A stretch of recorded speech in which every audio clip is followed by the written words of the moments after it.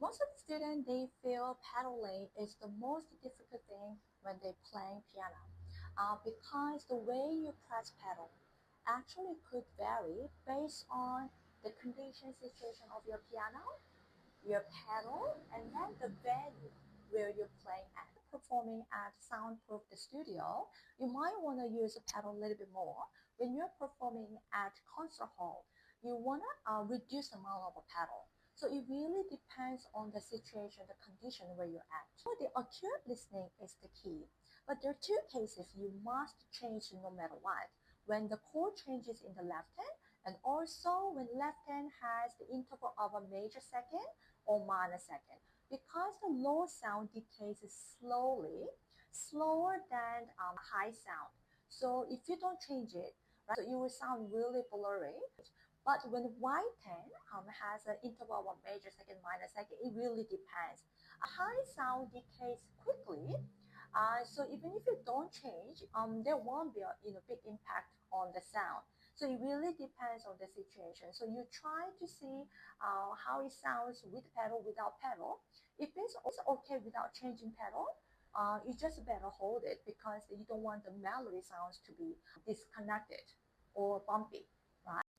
So we're going to talk about how to do a sustain pedal. The reason that you're using sustain pedal is because you want the sound to be connected, right?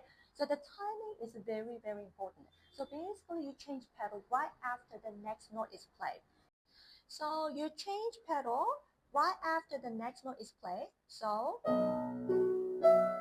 and then I'm going to change pedal right after the next chord, right? What happens if you change on the note? Sounds blurred. What if you change too late?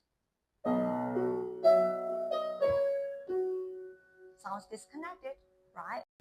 And also, when you have ornaments in the right hand, you want to wait until you finish with the ornaments and then press pedal instead of pressing pedal right after the first note of ornaments. So for example here,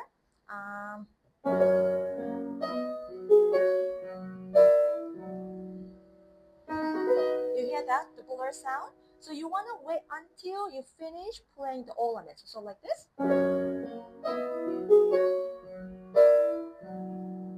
then,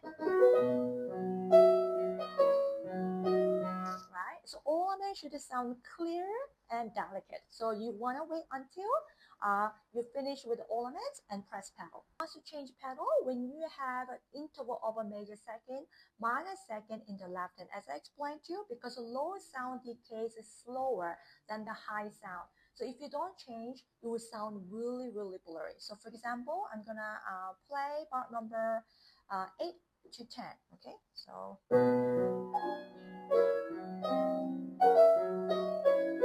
And here,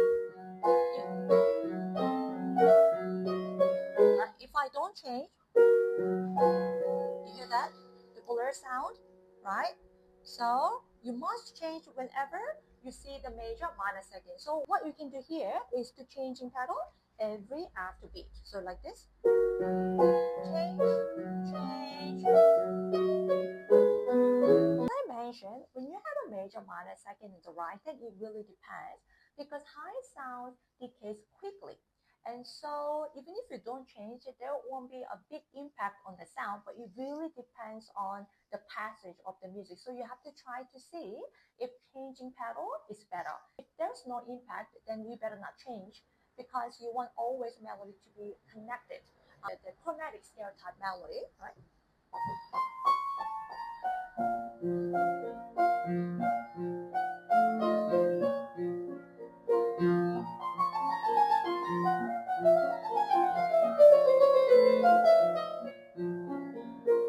Right? So I didn't change the pedal every beat, but still sounds okay because it's a high sound decays quickly. So even if you don't change the pedal, there won't be a big impact, but it really depends on the passage. When I'm playing at the studio, I usually hold one pedal for the same chord here, like especially for bar 21. I play that section at the concert hall. I would change pedal after 1 and after 3 because playing at the concert hall, the sound gets vibrate more. So instead of holding, I would change the pedal here. performing at the concert hall where the sound gets vibrate more, you want to change the pedal more often. So for example, if you holding one pedal for one measure when you're playing at the concert hall, maybe you change the pedal after the first note and then after the halfway point.